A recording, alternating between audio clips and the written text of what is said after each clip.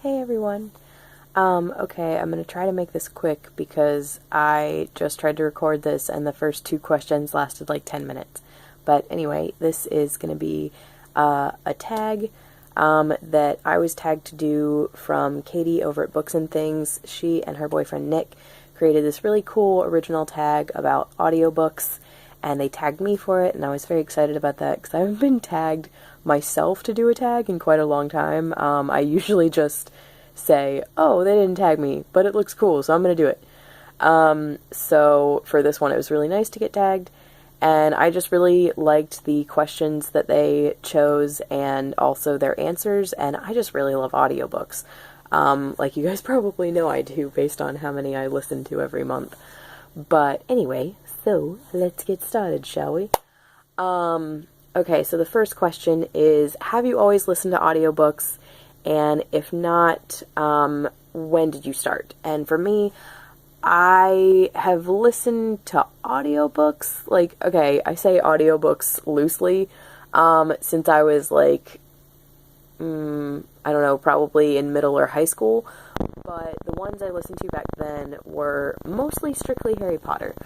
Harry Potter, the ones narrated by Jim Dale, because he narrated the American versions, and since then I have also listened to one or two of the Stephen Fry versions, and I really like them. I think I still like the Jim Dale ones a bit better just because he's the one I grew up with, but I really love both of their voices and both of their takes on, or like inflections on things and everything like that.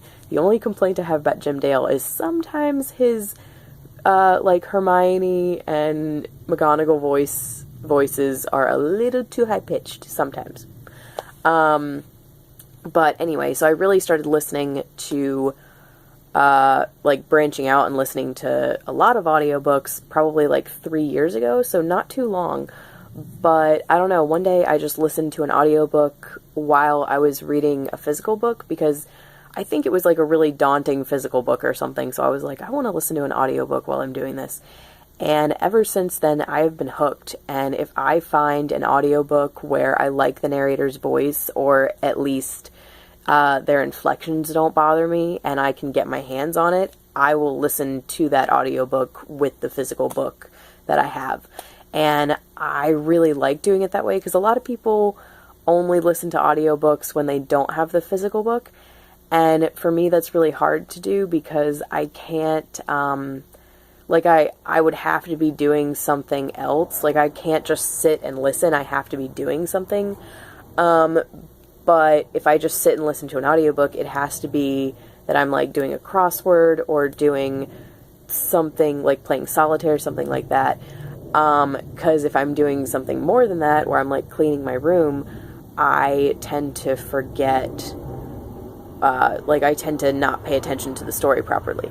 So that's why I really like reading the physical book and listening to the audio at the same time, is it just kind of completes the experience for me.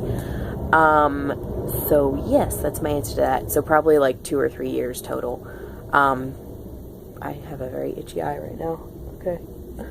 Okay, sorry about that. Anyway, so the next one is, what are your 2 favorite audiobooks? And, I mean, not 2 favorite audiobooks, what's your favorite audiobook? And for me, I have 2 answers. First is the 10th anniversary version, edition, production of American Gods, that came out in 2011. The 10th anniversary edition, or 10th anniversary production is of the author's preferred text, which is the edition that came out for the 10th anniversary, because before that it was a version that had 12,000, I think, words edited out of it, by the editors, which was upsetting. But anyway, this production is amazing. It has so many different voices, and it's so rich, and my favorite voice in it, hands down, is the guy who plays Shadow Moon, Daniel Oreskes. His voice is A, amazing and gorgeous and beautiful, and B, perfect for Shadow. Within 2 minutes listening to this, I was like, okay, you are this character for me, 100%. I really wish you would audition for the show. I don't know if he does any, like, television acting or anything, or if it's just, like, voice acting that he does. And anyway, now Ricky Whittle's in the show, and I'm very excited about that, so that's not going to happen. And also, Jason Momoa is never going to be Shadow, which is sad, because he was always the one I pictured as Shadow, even though I was hearing Daniel Oreski's voice, like, in my head. Jason Momoa will also always be Shadow, so that's kind of interesting. I'll have 3 Shadows floating around in my head at all times. But anyway, I love this production, and if you like Neil Gaiman, even if you've already read American Gods, please, please go listen to this. It's amazing. My second favorite is, I'm a little hesitant to say, it's technically a very much illegal audiobook. And when I say illegal, I mean the person who made it didn't have the copyright or anything. And I just want to say in the very beginning of this, I do not condone copyright infringement. However, Phil Dragash's versions of the Lord of the Rings books, that, like, the audio project that he did and put together, and this experience was one of the coolest things that I have ever listened to in my entire life. I found them last October when I read Fellowship of the Ring, and sadly, someone turned him into HarperCollins, and he had to take the videos off of YouTube before I could get to Two Towers and Return of the King, which made me really sad because these had been up for like 5 years. So I feel like for someone to do it after that long was just a bit bitter. I don't know. And again, not condoning copyright infringement, but they were just so amazing. Like, he did his own narrations, where he was the narrator, but then he also did the voices, but then he also inserted bits of the score and the soundtrack from all 3 of the films, and he also put in all these different sound effects. So it was this incredibly immersive experience where it just completely enriched my reading of the book when I was reading the physical copy, but also it was as if I was sitting in a theater with my eyes closed, listening to this grand production of the Lord of the Rings book on stage. It is that cool, and it was amazing, and just, oh my gosh, it made me really sad that they got taken down, even though, again, copyright infringement, which just makes me so sad. I really wish that what had happened is the person reported him to HarperCollins, and they were like, you really shouldn't do this, but then they listened to one of them, and I wish they had been like, hang on, these are actually amazing. So, yes, you should not have done this, and yes, you're in trouble, but we want to make it so that, this is actually copyrighted, and, because I feel like I would 100% pay for all 3 of those audiobooks, so, I don't know, I really wish that they had worked something out where it could have been beneficial for HarperCollins as well as Phil Dragash, because I just feel like he worked so hard on it, and it was just so amazing. And honestly, even though it does take away from, people buying the actual copyrighted audiobooks by, Rob Inglis, I listen to those for free anyway because they're at my library, so, but then also, even though it does take away from that, I don't think that was his intention. I don't think he intended at all to, take money away from anyone or hurt anyone. I really just think he loved Lord of the Rings so much that he wanted to do this project, and he never intended to make any money off of it, because he put it right up on YouTube. So, yeah, I don't know, that made me sad. But, yes, I love them, and they're amazing, and I'm gonna listen to the other 2 on Mediafire. Next up is, do you have a least favorite audiobook? No, because what I usually do is I usually listen to samples of audiobooks on either Audible or the sample that the library has available, and if, luckily, within that 2-minute period, I usually know if I'm going to like the person's voice or not, and if I don't like their voice, I will not listen to it. I will either, at this point, struggle through the physical book by itself, because for me, now that I listen to audiobooks all the time, just reading a physical book is kind of weird for me, or I will try to find a different version of the audiobook if I can. But I will say I did listen to a version of Scarlet Pimpernel by Baroness Orczy where I liked the person's... I don't remember if I liked the guy's voice, but I just didn't think he put the proper emotion and feeling into it, or if I didn't like his voice, but I liked his inflections.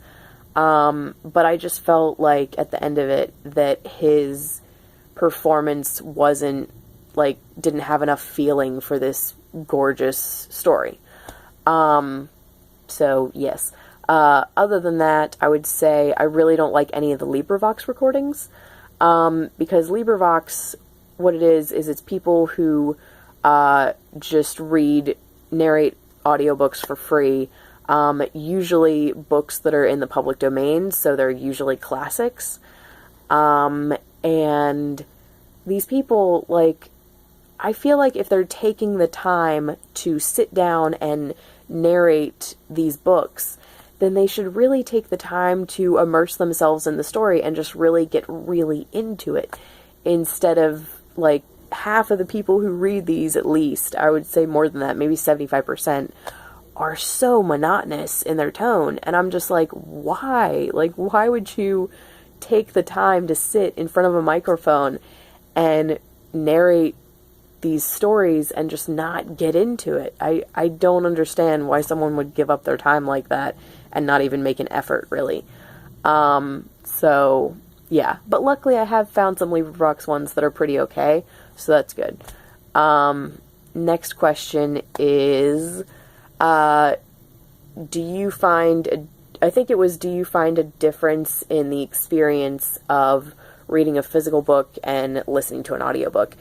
And as I said before, at this point, I basically listen to audiobooks while I'm reading the physical copy. So for me, it's kind of like they've become two halves of a whole, and I don't really have one without the other, almost. Like, to me, to complete my reading experience, I need to have a good audio with the physical copy.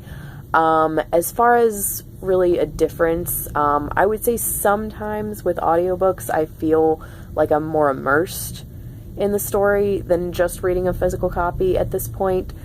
But also there is just something about the written word as well that can really help you also get very lost in a book, which I really like. So, I would say there are differences, but it's like pros and cons to each, and that's why, again, I really like doing both. So, yes. But I would say listening to an audiobook is, like, I used to think that listening to an audiobook wasn't actually, like, reading a book, and now I totally disagree with that. It is. Just because, people, sometimes they have issues where, if you're cleaning, you can't, like, sit and read a physical book, but you want to still be consuming a book. So you listen to an audiobook, but that doesn't mean you didn't actually read it. Like, at that point, I think when you're multitasking like that, it's almost like it's better, almost. I don't know. So yeah, that's how I feel about physical versus audio. Next up is, oh gosh, there are 3 more questions and I might forget one of them. Do you prefer a specific genre or style of audiobook? The style that I've found I like most is multiple narrators, like multiple people, narrating an audiobook. Sometimes I like just one person as well. Like, I really love when Neil Gaiman narrates his own books. But yeah, a lot of the time I really like multiple narrators in a book, especially if there are multiple points of view and stuff like that. Genre-wise, I just stick to the same genres that I read physical books for. The genres that I always stay away from usually are like horror, and stuff like that. I don't do that.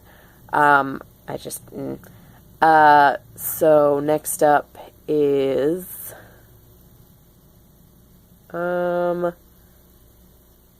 think it was recommend some audiobooks.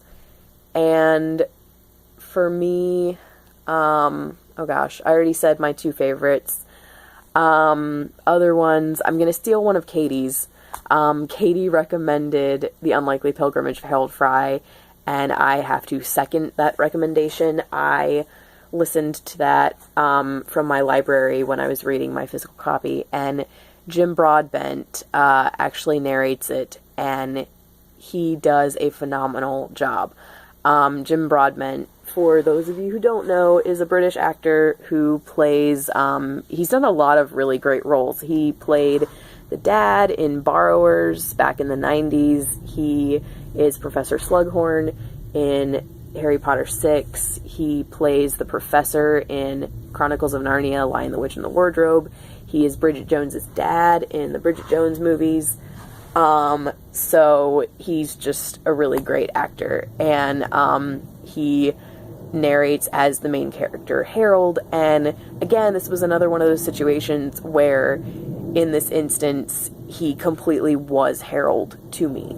And I just think his narration was wonderful, and I don't think I would have liked the book as much if I had just read it in physical form without listening to this audiobook. So yes, I highly recommend that one. I absolutely love the Agatha Christie audiobooks, where David Suchet, I should say specifically the Poirot ones, where David Suchet is narrating, because he plays Hercule Poirot in the Poirot TV series that BBC put on from the 80s until 2013. And the great thing is he is English, but he puts on a Belgian accent for Hercule Poirot. So when he's narrating these, he narrates the story in his English accent and then does the rest of the characters, because most of the other characters in the story are also English, in his English accent. But then for Poirot, he goes back into full-on Belgian accent, and it's just really, really great because it's like you're listening to the show. So that's just really cool. I love those. He does a great job. Hugh Fraser also narrates some of them, and I do think he does a good job as well, but it's just not as good because I really like Hugh Fraser, don't get me wrong, and he also plays Captain Hastings in the TV series, I should say. But he doesn't do Poirot's voice, or he does, but he's just not Poirot when he's narrating. So I just love David Suchet's narrations. Other audiobooks that I love, as I said before, any of Neil Gaiman narrating his own books is amazing. Stardust, Graveyard Book. There's a live reading of Graveyard Book on YouTube that I highly recommend to everyone, because he's reading it to an audience and they're reacting in all the same places that you're reacting as you're listening. So it's just wonderful and really great. Others, I just listened to Me Before You by Jojo Moyes, which was a full cast production, and that was really, really good, especially the girl who plays Louisa Clark in it was just really, really good. So I recommend that one as well. Those are the only ones I can think of at the moment. I'll probably think of several more after this. And the thing is, there's one more question, but I don't remember what it is. Oh gosh. I think it was like, what situation do you find yourself listening to audiobooks? Or like when, I guess, I think. And for me, it's when I'm cleaning or when I'm doing chores, I will listen to audiobooks that I already know really well, like the Harry Potter ones, or sometimes I'll listen to American Gods over again, or Stardust, or ones that I've listened to before. When I'm just listening to the audio, that's usually when I'm sitting down reading a physical book and I actually have the time to sit and listen to it. So yeah, again, usually then I'm reading the physical book with that. I don't usually listen to that kind of stuff in the car just because nobody that I usually am in the car with likes listening to audiobooks. 'Cause, yeah, I don't know, that's not usually a thing. But yeah, so I guess that's the main situation. And okay, for the sixth question, when I was talking about audiobooks I recommend, I'm just going to take a minute to say also I really like, I know these aren't actual audiobooks because they're adaptations of books and stuff like that, but I really like two BBC radio programs that I completely love are Neverwhere and Good Omens, which are two BBC radio dramas that were adapted from Neverwhere by Neil Gaiman, and that I probably love first and foremost because it has such an amazing cast and it's wonderful. And then also Good Omens was by Terry Pratchett and Neil Gaiman, and that also has a really good cast, but it didn't capture my heart the same way that Neverwhere did, but they're still both amazing and wonderful. So I just wanted to give a little quick shout out to those, even though they're not technically audiobooks, they're BBC radio programs, but still. So yes, that was my very rambly version of this tag and answers to those questions. So yes, thank you so much for watching. Katie, thank you so much for tagging me. I don't know who to tag, really.